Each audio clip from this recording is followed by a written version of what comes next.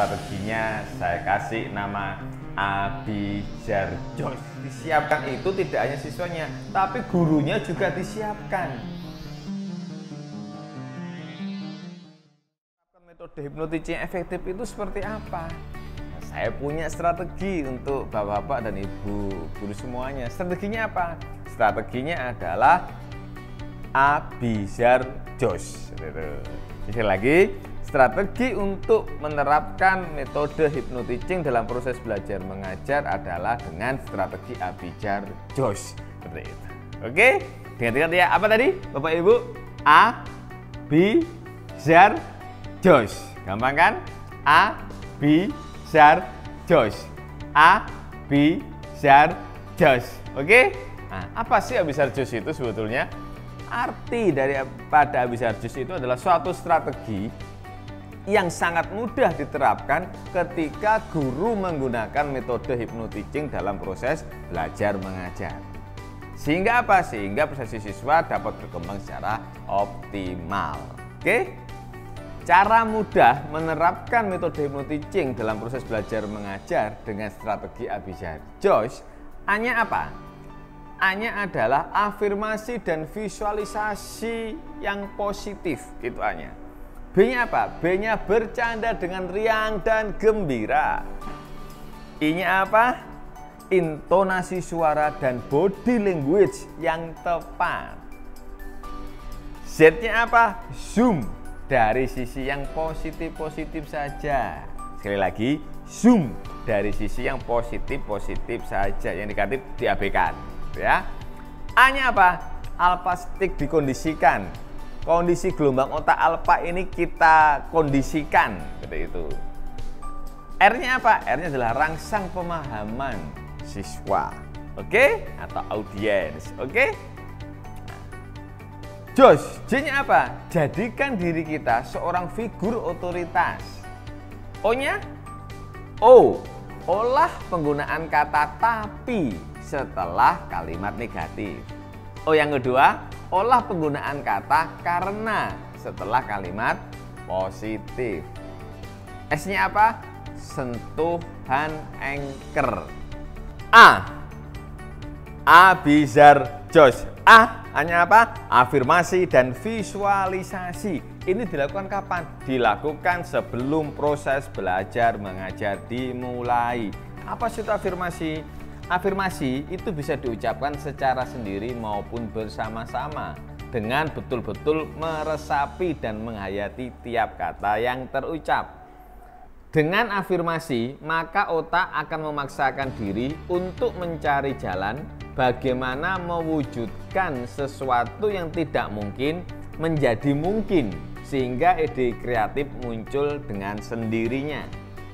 Afirmasi bisa diucapkan dalam hati maupun bersuara, pelan bahkan berteriak secara berulang-ulang.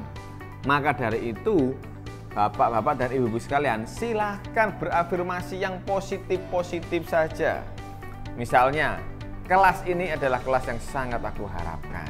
Bisa berteriak, bisa dalam hati, bisa bersuara, terserah.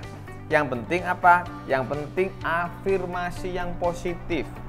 Afirmasi dan visualisasi.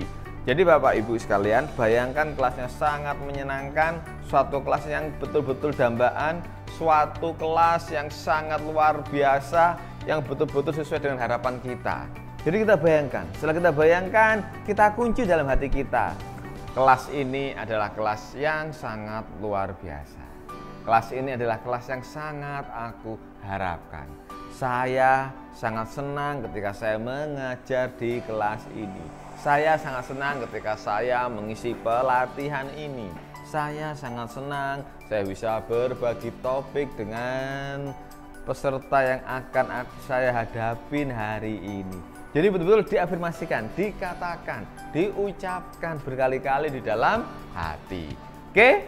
Itu afirmasi. Visualisasi. Bayangkan kelas seperti apa yang kita inginkan. Kelas seperti apa yang Bapak Ibu guru harapkan. Dalam visualisasi ada 3 syarat yang harus kita pegang. Apa itu? Yang pertama, visualisasi harus kuat. Yang kedua harus detail. Yang ketiga harus emosional. Kuat artinya apa? Kuat ini bayangkan betul-betul nyata, seolah-olah itu betul-betul terjadi, seperti itu.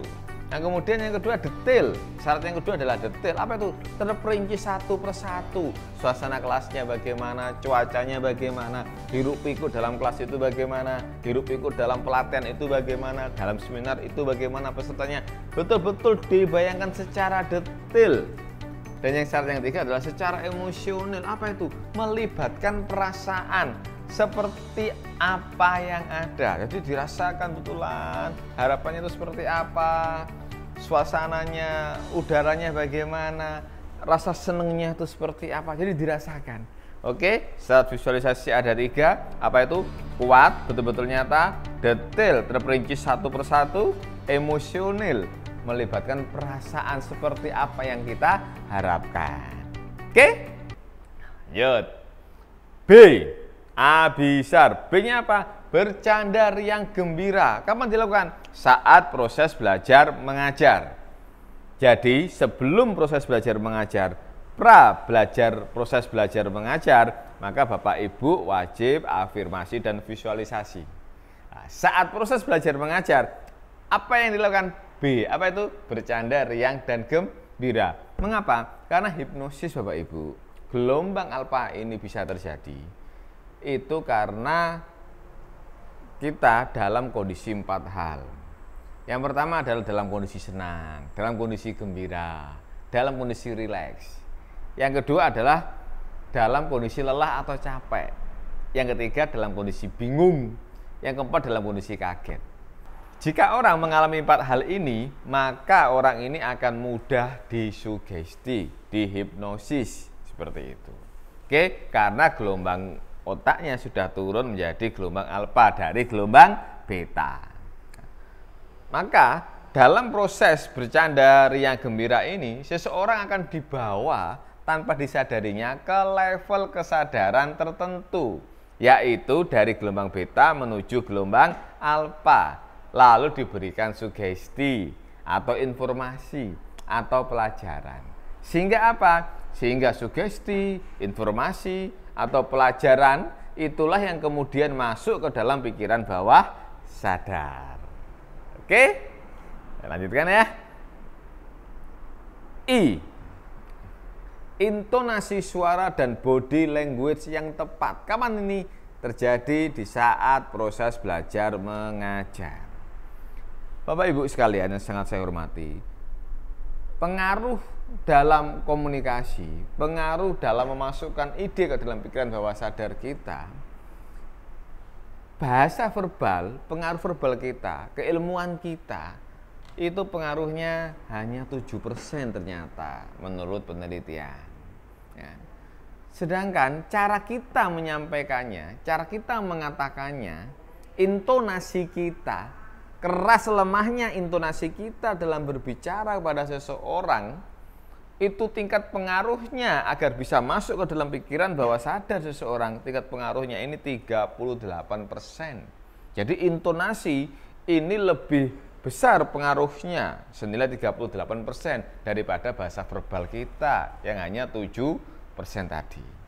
Terus yang paling besar apa? Yang paling tinggi apa tingkat pengaruhnya?